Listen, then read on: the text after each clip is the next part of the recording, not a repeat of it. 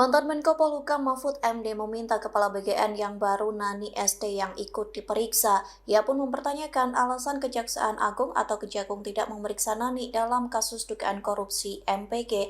Mahfud pun menyebut kemungkinan Nani terlibat kasus tersebut namun ada yang menyelamatkan.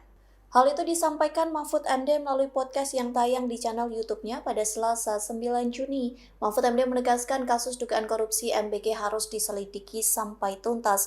Ia meminta pihak yang berwajib agar tidak tebang pilih dalam mengusut kasus dugaan korupsi itu. Lebih lanjut, Mahfud MD menyinggung Nani Deyang yang tidak ikut diperiksa, sementara 2 wakil kepala BGN yang lain diperiksa hingga ditetapkan menjadi tersangka. Oleh sebab itu, Mahfud MD meminta agar Kejagung memberikan penjelasan terkait alasan tidak memeriksa Nani. Kemudian Mahfud mengatakan kemungkinan Nani tidak diperiksa lantaran ia merupakan orang baru di BGN. Seperti diketahui, Nani baru dilantik Presiden Prabowo Subianto sebagai wakil BGN pada 17 September 2025 bersama Sony Sunjaya. Meski begitu, Mahfud MD mengatakan tidak menutup kemungkinan Nani terlibat dalam dugaan kasus korupsi MBG. Ia pun menyebut adanya potensi Nani terlibat namun diselamatkan.